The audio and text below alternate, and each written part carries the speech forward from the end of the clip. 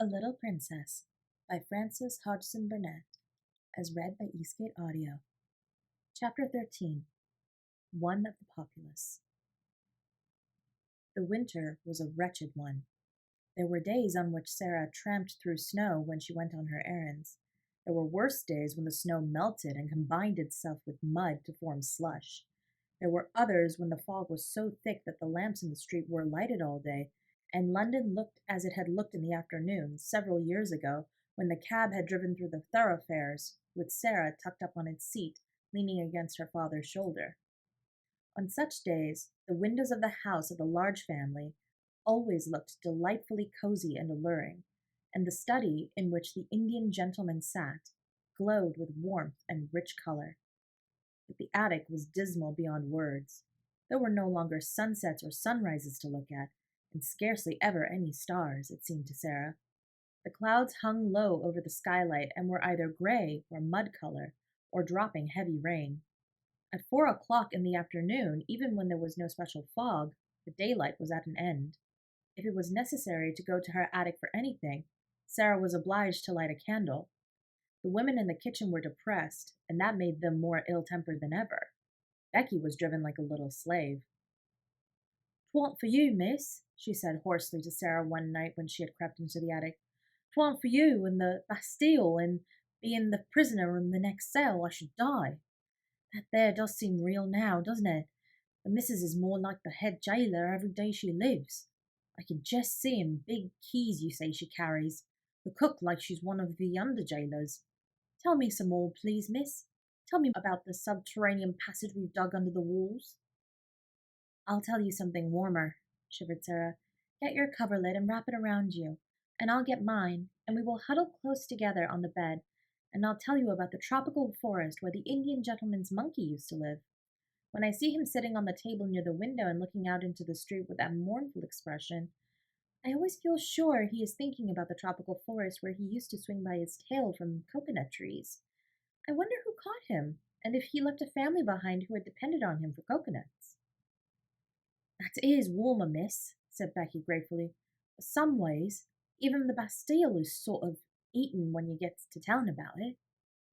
"That is because it makes you think of something else," said Sara, wrapping the coverlet around her until only her small, dark face was to be seen looking out of it.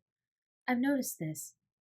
What you have to do with your mind when your body is miserable is to make it think of something else." Can can you do it, miss?" faltered Becky, regarding her with admiring eyes. Sara knitted her brows a moment. "Sometimes I can, and sometimes I can't," she said stoutly. "But when I can, I'm all right. And what I believe is that we always could if we practiced enough. I've been practicing a good deal lately, and it's beginning to be easier than it used to be. When things are horrible, just horrible, I think as hard as I ever can of being a princess. I say to myself, I am a princess, and I am a fairy one, and because I am a fairy, nothing can hurt me or make me uncomfortable. You don't know how it makes you forget," with a laugh. She had many opportunities of making her mind think of something else, and many opportunities of proving to herself whether or not she was a princess. But one of the strongest tests she was ever put to came on a certain dreadful day which, she often thought afterward, would never quite fade out of her memory even in the years to come. For several days it had rained continuously. The streets were chilly and sloppy and full of dreary cold mist. There was mud everywhere, sticky London mud, and over everything the pall of drizzle and fog. Of course, there were several long and tiresome errands to be done. There always were on days like this, and Sara was sent out again and again until her shabby clothes were damped through. The absurd old feathers on her forlorn hat were more draggled and absurd than ever, and her downtrodden shoes were so wet that they could not hold any more water. Added to this, she had been deprived of her dinner because Miss Minchin had chosen to punish her. She was so cold and hungry and tired that her face began to have a pinched look, and now and then some kind-hearted person passing her in the street glanced at her with sudden sympathy. But she did not know that. She hurried on, trying to make her mind think of something else. It was really very necessary. Her way of doing it was to pretend and suppose with all the strength that was left in her. But really, this time it was harder than she had ever found it, and once or twice she thought it almost made her more cold and hungry instead of less so. But she persevered obstinately, and as the muddy water squelched through her broken shoes, and the wind seemed trying to drag her thin jacket from her, she talked to herself as she walked, though she did not speak aloud or even move her lips. Suppose I had dry clothes on, she thought. Suppose I had good shoes and a long, thick coat and merino stockings and a whole umbrella. And suppose just when I was near a baker's where they sold hot buns, I should find sixpence, which belonged to nobody. Suppose if I did, I should go into the shop and buy 6 of the hottest buns and eat them all without stopping. Some very odd things happen in this world sometimes. It certainly was an odd thing that happened to Sara. She had to cross the street just when she was saying this to herself. The mud was dreadful. She almost had to wade. She picked her way as carefully as she could, but she could not save herself much. Only, in picking her way, she had to look down at her feet in the mud. And in looking down, just as she reached the pavement, she saw something shining in the gutter. It was actually a piece of silver, a tiny piece trodden upon by many feet, but still with spirit enough left to shine a little. Not quite a sixpence, but the next thing to it, a 4-penny piece. In 1 second it was in her cold little red and blue hand. "Oh," she gasped, "it is true! It is true!" And then, if you believe me, she looked straight at the shop directly facing her. And it was a baker's shop, and a cheerful, stout, motherly woman with rosy cheeks was putting into the window a tray of delicious, newly baked hot buns, fresh from the oven, large, plump, shiny buns with currants in them. It almost made Sara feel faint for a few seconds, the shock and the sight of the buns and the delightful odors of warm bread floating up through the baker's cellar window. She knew she need not hesitate to use the little piece of money.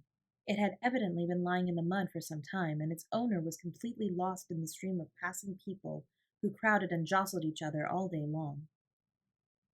"But I'll go and ask the baker woman if she has lost anything," she said to herself, rather faintly. So she crossed the pavement and put her wet foot on the step. As she did so, she saw something that made her stop.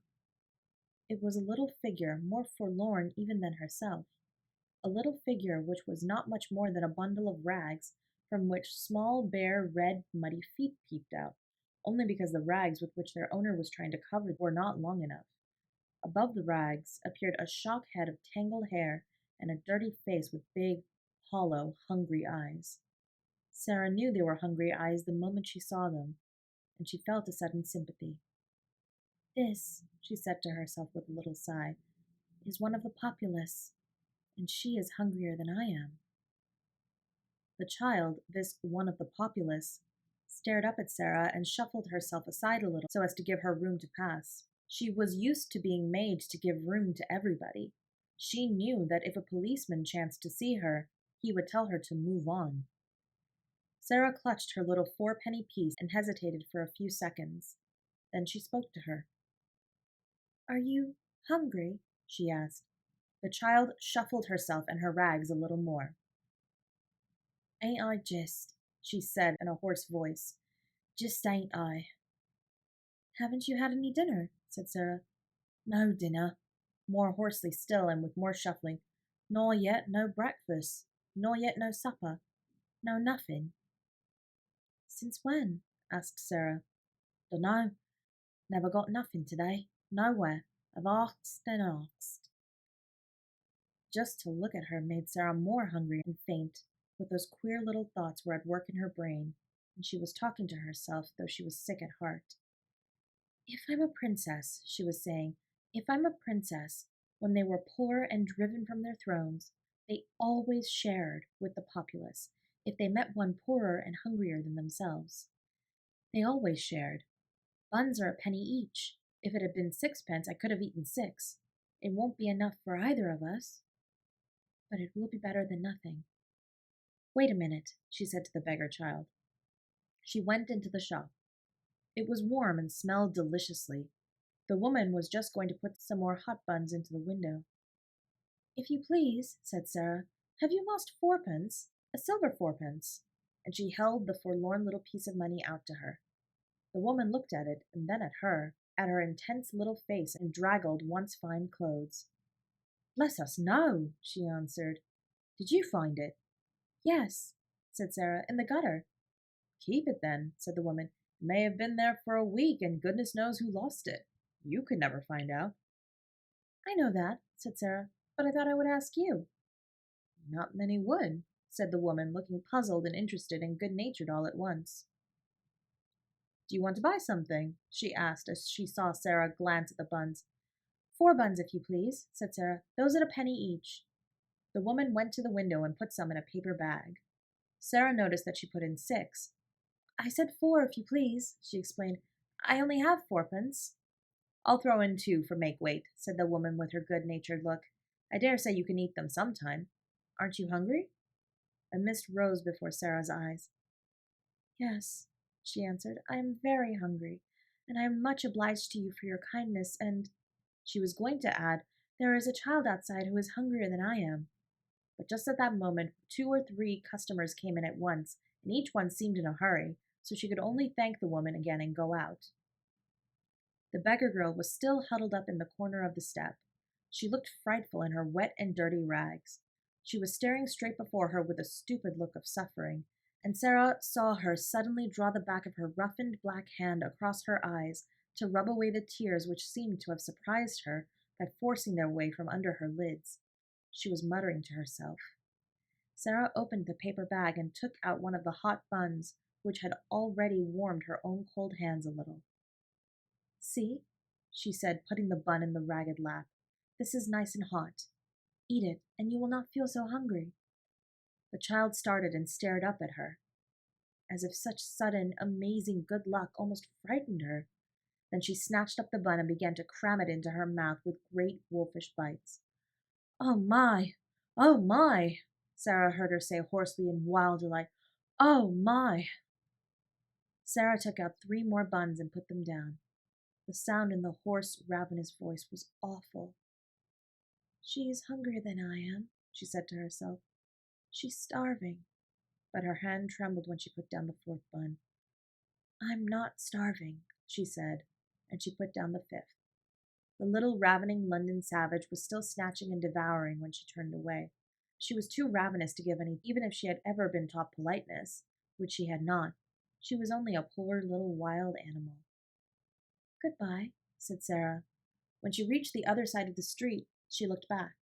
The child had a bun in each hand and had stopped in the middle of a bite to watch her. Sara gave her a little nod, and the child, after another stare, a curious, lingering stare, jerked her shaggy head in response. And until Sara was out of sight, she did not take another bite or even finish the one she had begun. At that moment, the baker woman looked out of her shop window. "Well, I never!" she exclaimed. "If that young 'un hasn't given her buns to a beggar child! It wasn't because she didn't want them, either. Well, well, she looked hungry enough. I'd give something to know what she did it for." She stood behind her window for a few moments and pondered. Then her curiosity got the better of her. She went to the door and spoke to the beggar child. "Who gave you those buns?" she asked her. The child nodded her head towards Sara's vanishing figure. "What did she say?" inquired the woman. "Asked me if I was hungry," replied the hoarse voice. "What did you say?" "Said I was jist." "And then she came in and got the buns and gave them to you, did she?" The child nodded. "How many?" "5." The woman thought it over. "Left just one for herself," she said in a low voice, "and she could have eaten the whole 6. I saw it in her eyes." She looked after the little draggled far-away figure and felt more disturbed in her usually comfortable mind than she had felt for many a day. "I wish she hadn't gone so quick," she said. "I'm blessed if she shouldn't have had a dozen." Then she turned to the child. "Are you hungry yet?" she said. "I'm allus hungry," was the answer, "but 'tain't as bad as it was." "Come in here," said the woman, and she held open the shop door. The child got up and shuffled in. To be invited into a warm place full of bread seemed an incredible thing. She did not know what was going to happen. She did not care, even. "Get yourself warm," said the woman, pointing to a fire in the tiny back room. "And look here. When you are hard up for a bit of bread, you can come in here and ask for it. I'm blessed if I won't give it to you for that young one's sake." Sara found some comfort in her remaining bun. At all events, it was very hot, and it was better than nothing. As she walked along, she broke off small pieces and ate them slowly to make them last longer. "Suppose it was a magic bun," she said, "and a bite was as much as a whole dinner. I should be overeating myself if I went on like this." It was dark when she reached the square where the select seminary was situated. The lights in the houses were all lighted. The blinds were not yet drawn in the windows of the room where she nearly always caught glimpses of members of the large family. Frequently at this hour she could see the gentleman she called Mr. Montmorency sitting in a big chair, with a small swarm around him, talking, laughing, perching on the arms of his seat, or on his knees, or leaning against them. This evening the swarm was about him, but he was not seated. On the contrary, there was a good deal of excitement going on. It was evident that a journey was to be taken, and it was Mr. Montmorency who was to take it. A broom stood before the door, and a big portmanteau had been strapped upon it. The children were dancing about, chattering and hanging on to their father. The pretty rosy mother was standing near him, talking as if she was asking final questions. Sara paused a moment to see the little ones lifted up and kissed, and the bigger ones bent over and kissed also. "I wonder if he will stay away long," she thought. "The portmanteau is rather big. Oh dear, how they will miss him. I shall miss him myself, even though he doesn't know I'm alive." When the door opened, she moved away, remembering the sixpence. But she saw the traveler come out and stand against the background of the warmly lighted hall, the older children still hovering about him. "Will Moscow be covered with snow?" said the little girl Janet. "Will there be ice everywhere?" "Shall you drive in a drosky?" cried another. "Shall you see the Tsar?" "I will write and tell you all about it," he answered, laughing, "and I will send you pictures of mousiks and things. Now run into the house. It is a hideous damp night. I would rather stay with you than go to Moscow. Good night, duckies. God bless you." And he ran down the steps and jumped into the brougham. "If you find the little girl, give her our love," shouted Guy Clarence, jumping up and down on the doormat. Then they went in and shut the door. "Did you see," said Janet to Nora as they went back to the room, "the little girl who is not a beggar was passing? She looked all cold and wet, and I saw her turn her head over her shoulder and look at us. Mamma says her clothes always look as if they were given her by someone who was quite rich, someone who only let her have them because they were too shabby to wear. The people at the school always send her out on errands on the hardest days and nights there are." Sara crossed the square to Miss Minchin's area steps, feeling faint and shaky. "I wonder who the little girl is," she thought. "The little girl he is going to look for." And she went down the area steps, lugging her basket, and finding it very heavy indeed, as the father of the large family drove quickly on his way to the station to take the train which was to carry him to Moscow, where he was to make his best efforts to search for the lost little daughter of Captain Crewe.